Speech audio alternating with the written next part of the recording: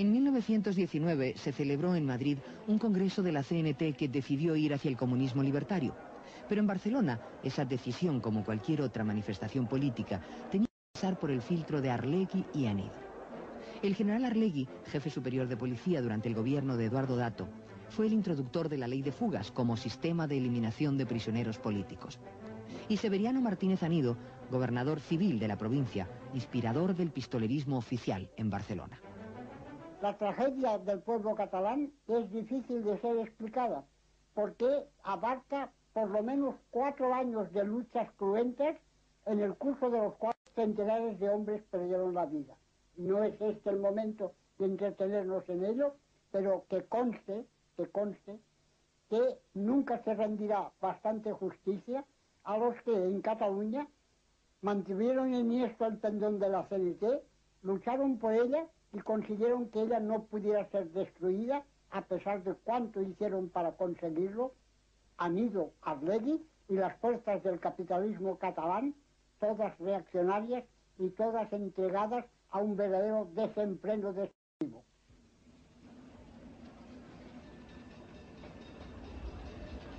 La lucha entre patronal y sindicatos desembocaba en crímenes que el fervor partidista de unos y de otros permitía llamar ejecuciones. Como ejecución fue para unos y crimen para otros la muerte del presidente del gobierno Eduardo Dato e Iradier el 19 de marzo de 1921.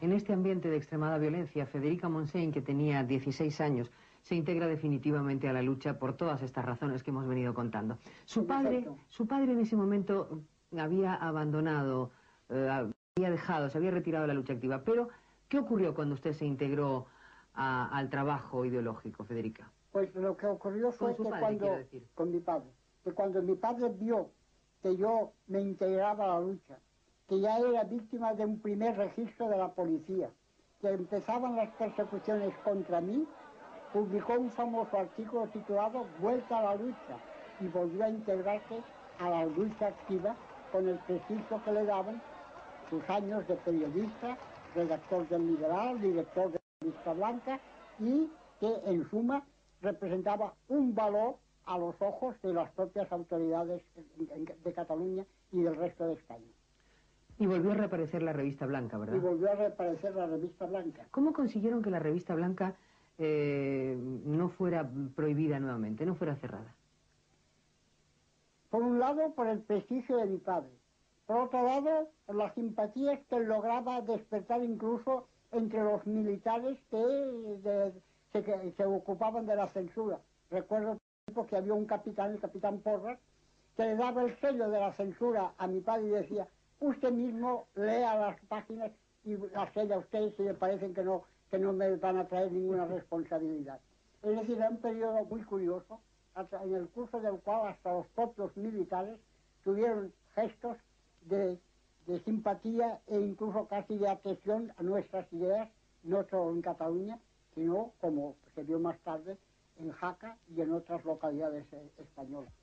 ¿Cómo terminó, Federica, el despotismo de Anido y Arlegui? Con la destitución, Anido y Arlegui habían cometido muchos crímenes, pero hubo un juez que tomó declaración a un preso y que a través de las declaraciones de ese preso, que murió después de haberlas formulado, telefonó a Sánchez Guerra y le dijo: yo no puedo hacerme cómplice de los crímenes que se están cometiendo en Barcelona. He asistido a los últimos momentos de un hombre asesinado, injustamente muerto, porque era inocente incluso de aquello por lo cual se pretendía justiciarle. Sánchez Guerra fue tan impresionado por lo que le decía desde Barcelona este juez, llamado Seguí, entre paréntesis, que destituyó a Anido y Arlegui y terminó el periodo de terror negro que había vivido Cataluña. Poco tiempo después vino la dictadura de Miguel Primo de Rivera y Orbaneja, que es de Estella.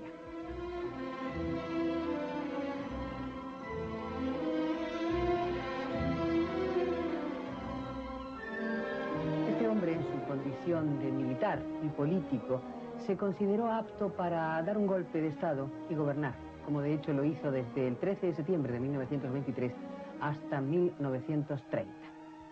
¿La dictadura de Primo de Rivera fue tan dura como el periodo anterior?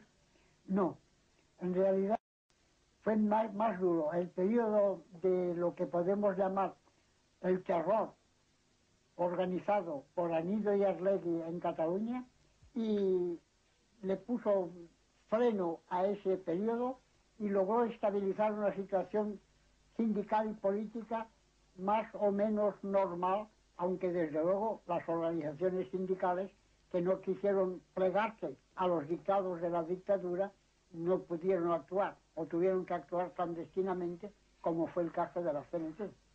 A ese momento usted estuvo rodeada de compañeros, de amigos, tenía por ese entonces unos 18, 20 años. Rodeada, como digo, de compañeros y amigos. ¿Qué pasa? ¿Que en esa época para usted era impensable el amor? No, no era impensable.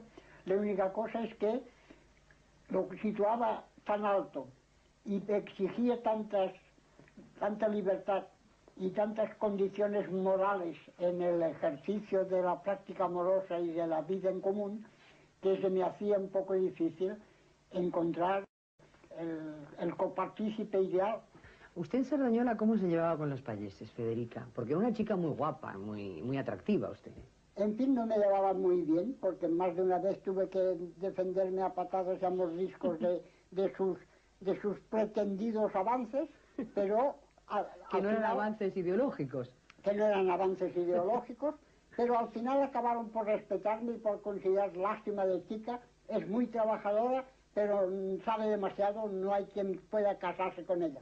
Sin embargo, por cuanto he tenido 3 hijos. Claro, porque fue cuando reapareció la revista Blanca, que fue creada y mantenida por su padre, naturalmente, cuando empezaron a entrar a su casa una cantidad de militantes que habían estado en la clandestinidad, entre ellos Germinal Esgleas, su compañero.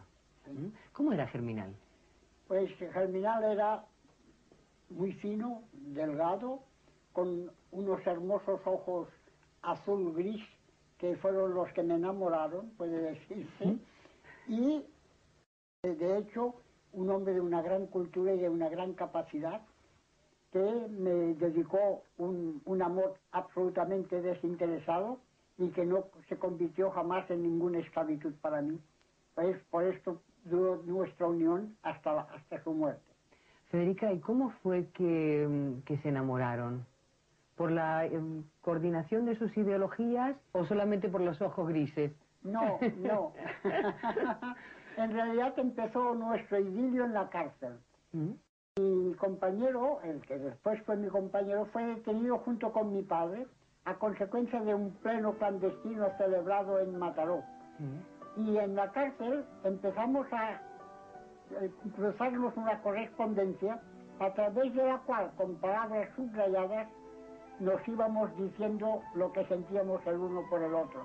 Primero empezó él señalándome las palabras que querían decir algo, y luego siguió con palabras que también le decía, esas palabras son las que quieren decir algo. Es muy bonito eso. Y muy, sobre todo muy romántico. Corresponde a la época y a la edad que teníamos. ¿Qué edad tenía Germinal por ese entonces? Tenía 2 años más que yo. Es decir, entonces yo tenía 22 años, creo, y él debía tener unos 24.